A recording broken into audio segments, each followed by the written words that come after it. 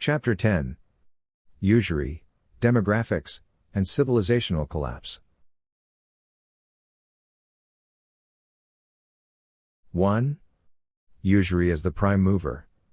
At the heart of the global economic malaise lies usury, the extraction of wealth through interest on money created from nothing.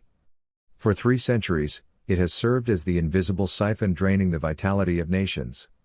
Unlike taxation, which is visible and contestable, interest is buried in every mortgage, bond, and consumer loan. It accumulates silently, converting productivity into tribute. The true cost of usury is not merely economic but civilizational. It erodes family stability, demands dual incomes, and corrodes cultural continuity. Footnote: Usury functions as a silent tax imposed by private creditors rather than sovereign states. 2. Fertility and financial enslavement. Demography reveals the profound toll of this system. When families devote the bulk of their incomes to service debts, especially mortgages, women are driven into the workforce not as a matter of choice but of necessity. Children become economic liabilities rather than assets, and fertility rates collapse. What ancient conquerors could not achieve by sword, modern financiers have achieved by compound interest, the steady extinction of once thriving populations. The Western world, once vigorous, now faces sub-replacement fertility that no fiscal stimulus can reverse. Footnote: Debt peonage transforms family planning into demographic decline. 3. Planned obsolescence of societies. Just as manufacturers design products to fail, bankers design societies to decay. By enforcing a perpetual growth model tethered to debt, they demand continual consumption regardless of ecological or social cost. This has resulted in deindustrialization, offshoring, and an economy increasingly dependent on financial speculation. Yet the paradox remains: even as the system cannibalizes its host societies, it requires their survival to extract rents.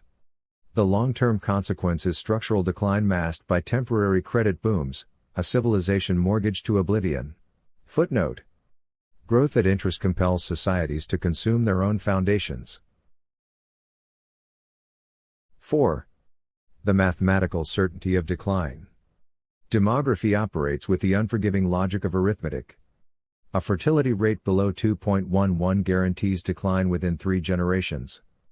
Most developed nations, along with East Asia, now hover near or below 1.3, a level historically irreversible. By 2100, vast swaths of Europe and Northeast Asia will face demographic extinction. Usury and its attendant economic pressures have weaponized time itself against these populations. Unless sovereignty over money creation is restored to the state and freed from interest, the trajectory is terminal. Footnote: Low fertility coupled with usury is not a cycle but a death spiral. 5. Toward renewal or ruin. Civilizations have collapsed before, but seldom so quietly. The choice is stark: either nations reclaim the sovereign right to issue money debt-free through state banking, or they resign themselves to demographic and cultural erasure. Renewal requires courage, to dismantle usury, to prioritize family over finance, and to replace the false idol of GDP with the enduring measure of generational continuity. Absent this, the 21st century may be remembered not as an age of progress, but as the long twilight of a people who mortgaged their future to bankers.